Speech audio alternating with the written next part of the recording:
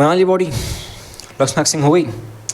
अब इसके ऊपर के बारे में बात करते हुए पर्सनालिटी मैक्सिंग। तो इस वीडियो में मैं तुम्हें कुछ ऐसे टीनेज एटिकेट्स बताऊंगा, तुमने अगर इस मोमेंट में फॉलो कर लिया, इस फेज़ में तुमने अगर फॉलो कर लिया, तो डेफिनेटली तुम्हारा फ्यूचर पर्सनैलिटी तुम्हें थैंक करेगा कि तुमने टीनेज में ही इन सब को मैक्स आउट कर लिया था, इन सब को मास्टर कर लिया था।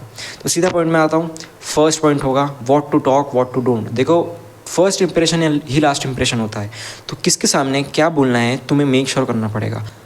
मैं तुम्हें एग्जांपल से बताता हूँ। तुम किसी नए जिम में गए, वहाँ पर तुम नए हो और तुम एक अंडरवेट स्किनी बच्चे थे, तो वहाँ पे तुम्हें कोई एक स्ट्रेंजर तुम्हें एक अप्रोच करता है और तो तुम्हारे बारे में पूछता है, तुम्हारे वेट के बारे में पूछता है और तुम्हें कुछ टिप्स देता है और चले जाता है। उसके बाद तुम उससे कभी मिलोगे नहीं, तुम कभी मिले ही नहीं हो। इस स्टोरी में, इस एग्जाम्पल में तुम 2 साल बाद जाते हो उसी जिम में और वो स्ट्रेंजर तुम्हें वापस से मिलता है, लेकिन इस टाइम तुम्हारा बॉडी 60 केजी था, तुम बहुत ही मस्कुलर आदमी थे और इस टाइम वो तुम्हें देख के शॉक हो जाता है और तुम्हें अप्रोच करता है, तुम्हें ग्रीट करता है।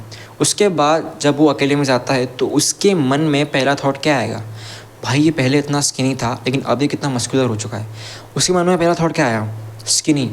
मतलब first impression is the last impression, hence proved. और इसी फेज़ को तुम अपनी और लाइफ में और लाइफ की फेज़ में भी अप्लाई कर लो, सेम होगा।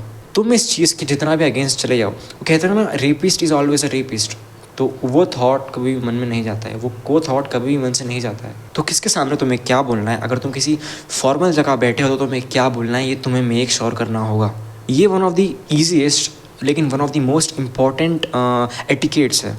तो अब आता है सेकंड पॉइंट, वो है एंगर कंट्रोल।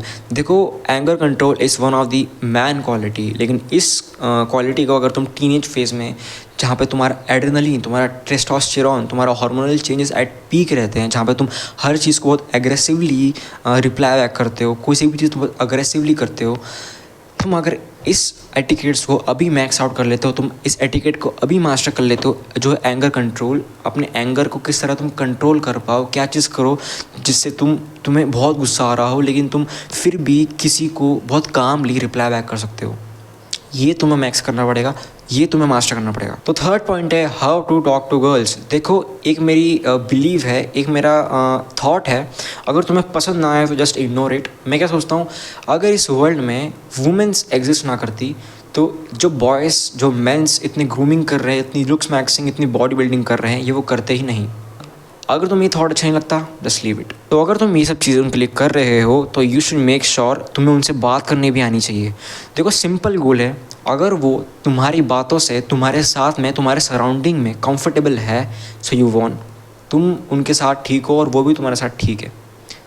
लेकिन अगर तुम्हारी बातों से अगर वो अनकंफर्टेबल हो रही है, वो तुम्हारे साथ अच्छा फील नहीं कर रही है, सो बेटर होगा इम्प्रूव योर पर्सनैलिटी और उनसे दूर हो जाओ। अगर तुमने उनके सामने गलती से कोई सी डबल मीनिंग बातें निकाल दी या फिर गलती से हो गई, अनकॉन्शियसली हो गई, सो बेटर कि तुम हंसो भी ना, कुछ रिएक्ट ना करो, जस्ट इग्नोर इट। देखो, अगर तुमने गलती से कोई डबल मीनिंग बातें कर दी है, तुमने कोई सी भी ऐसी गलती से डबल मीनिंग बातें गलती से निकाल दी अपने मुंह से या फिर अनकॉन्शियसली हो गई है, सो बेटर इग्नोर इट। जो स्माइल आता है ना, वो भी मत करना ऐसा भी बिल्कुल मत करना। देखो, अगर तुम अपने फ्रेंड ग्रुप्स में हो या फिर तुम अपने फ्रेंड सर्कल में मजाक मस्ती में कभी कर रहे हो तो दैट्स ओके, लेकिन अगर तुम किसी गर्ल्स के सामने कूल बनने के लिए कर रहे हो तो this is not cool, definitely not cool, मत करो। फोर्थ पॉइंट आता है लेट देम विन आर्ग्यूमेंट। देखो, ये पॉइंट तुम्हें लॉजिकल नहीं लग रहा होगा, लेकिन ये भी एक पॉइंट है, क्योंकि दूसरों को आर्ग्यूमेंट विन करने देना भी एक मैन क्वालिटी है।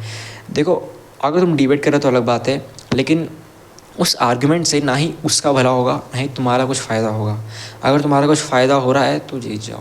मैं किस बारे में बात कर रहा हूँ, अगर तुम किसी छोटी बातों में भी तुम अगर आर्गुमेंट कर रहे हो तो वो तो डमैस है ही, तुम भी डमैस हो। Don't be foolish. अगर किसी छोटी बातों में तुम आर्गुमेंट कर रहे हो, so you are just freaking out.